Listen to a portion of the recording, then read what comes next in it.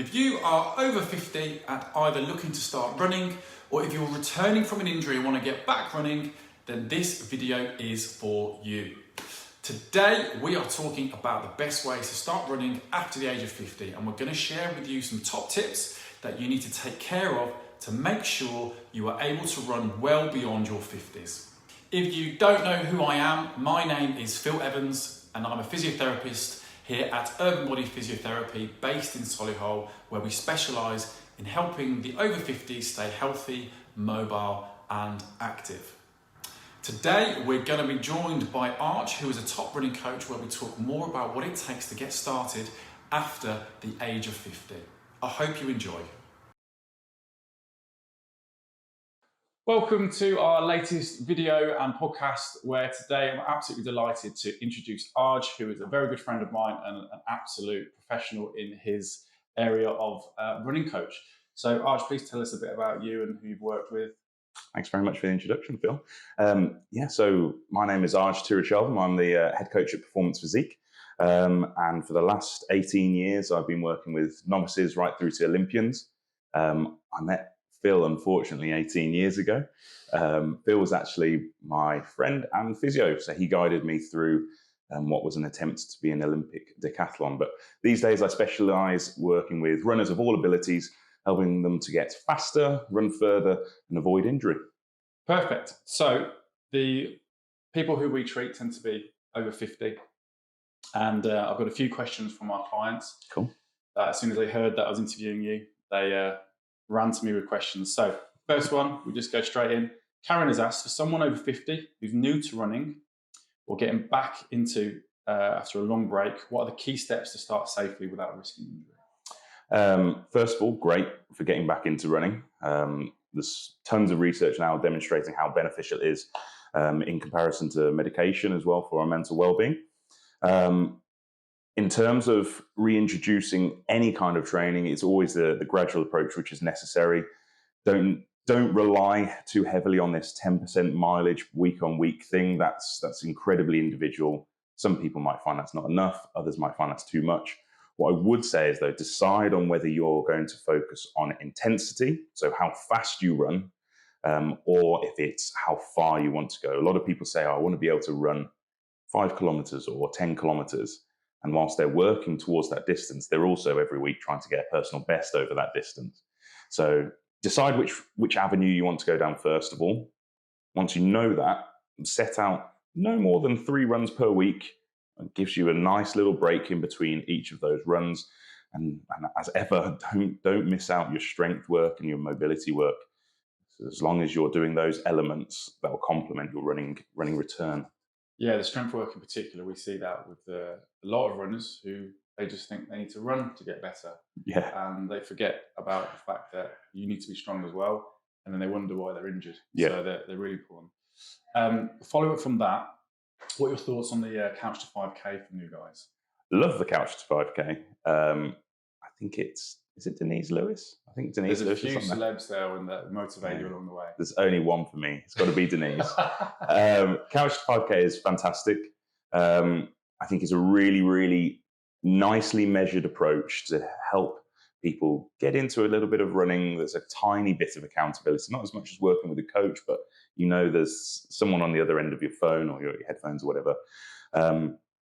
I would say that the most important thing that as you head towards the end of Couch to 5K is plan what you're going to do next. I have had loads and loads of runners who have come to us having done the Couch to 5K and said basically they were lost for about 6 months. They didn't know what to do afterwards. And then they found one of our clubs or something like that to work towards. So have something prepared in the back of your mind once you're coming towards the end of it. Awesome. Here's another question. How can older runners protect their joints, especially knees and hips, during their training? You tell me, Phil. This is an element that I have had many battles with over the years. I've actually sent a surgeon in the past some journal articles demonstrating how running isn't necessarily the cause of ill joint health or anything like that, and that it can contribute to well-being. I think first and foremost, it is if you are an older runner perhaps has had some of these ailments in the past, or has had some issues, make sure you're in a really good starting place before you begin. Make sure that isn't flared up at that time. The second thing is start really slow. I don't necessarily mean as in your running speed only, but also don't expect things to jump really, really quickly. Stay at a particular pace and a particular distance for a week, for a 4 week or a month period at a time before you try to take a step up. This is actually what I do with all of my runners. None of my runners do a weekly increase in mileage or pace.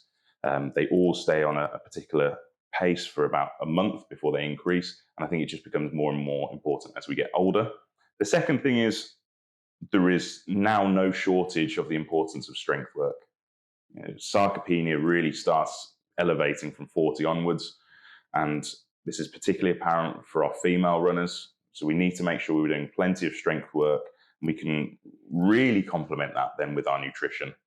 It's probably for another conversation, but we can stimulate muscle growth just from consuming protein alone. So if we can make the area around the joints as strong as possible, reduce the amount of load on those joints, fantastic.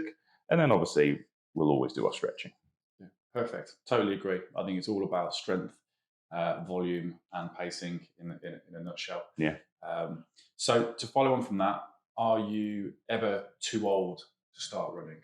No, I think there's plenty of parkrun records which show that you're not too old.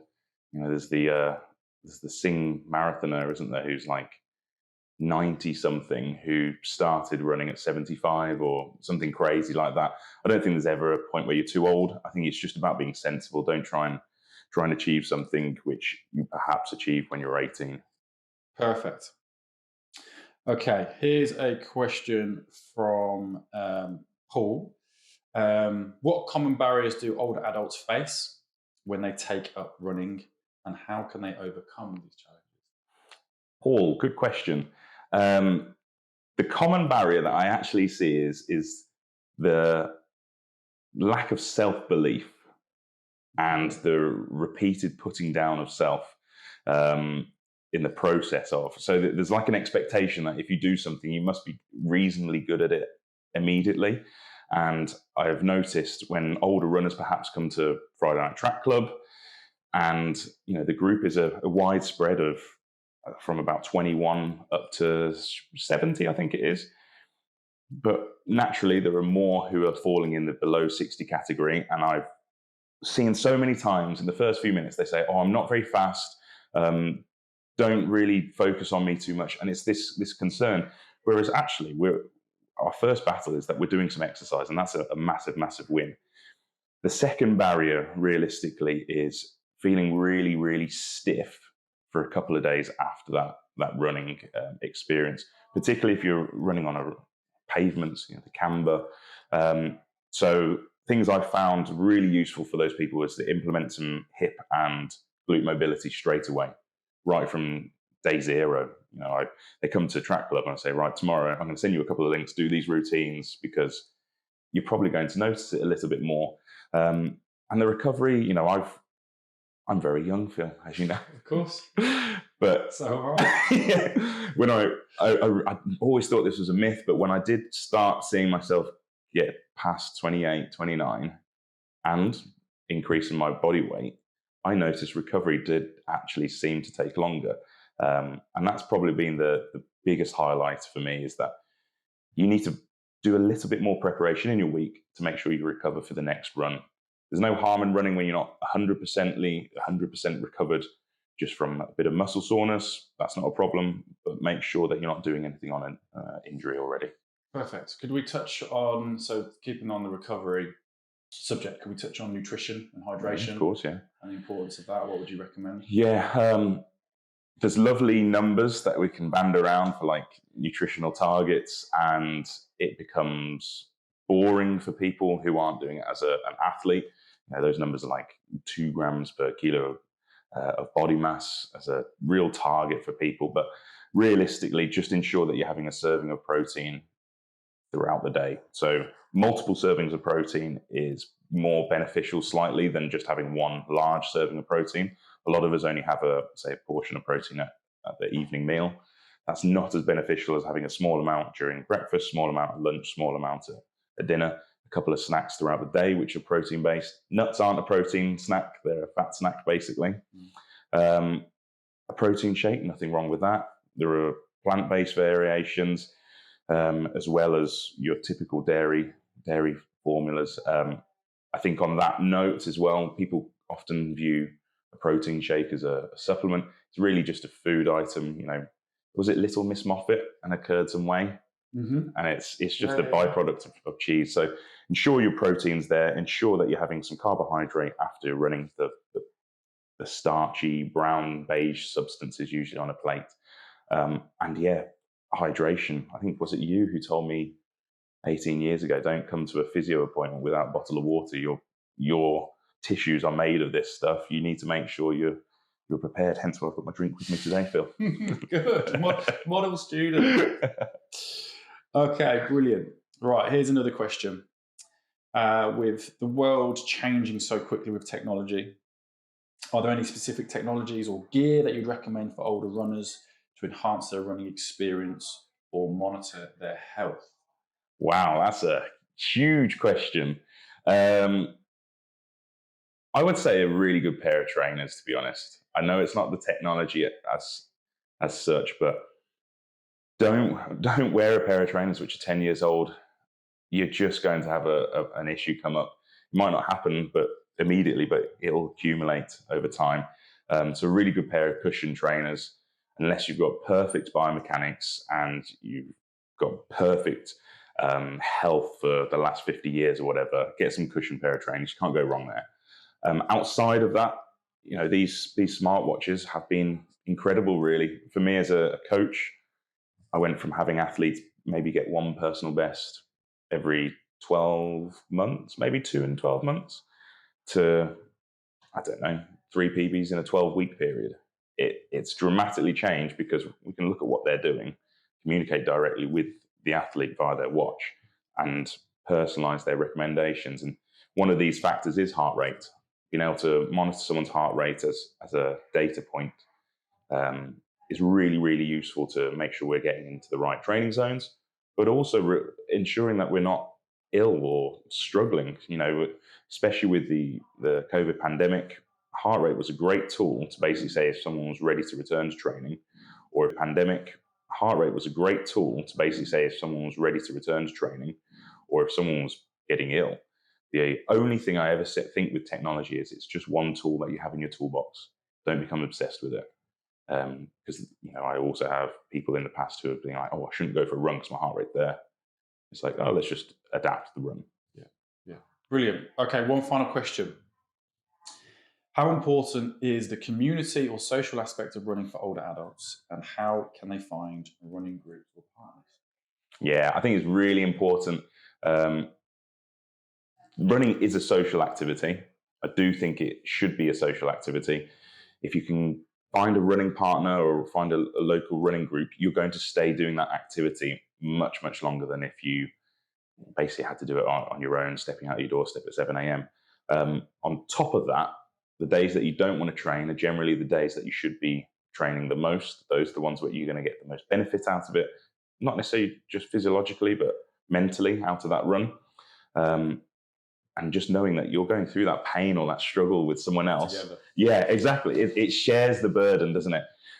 You can find local groups. To be honest, like your social media points are now probably the most important things, but it's Run Britain. Run Britain have a search facility on there. Obviously, you have your park run every Saturday in most towns now, and then there's local clubs. So if you're in Solihull, we train on a Friday night, 7 till 8 p.m. And it's a real varied group, but it's about being able to offer some technical training as well as a bit of fun and laughter. Fantastic.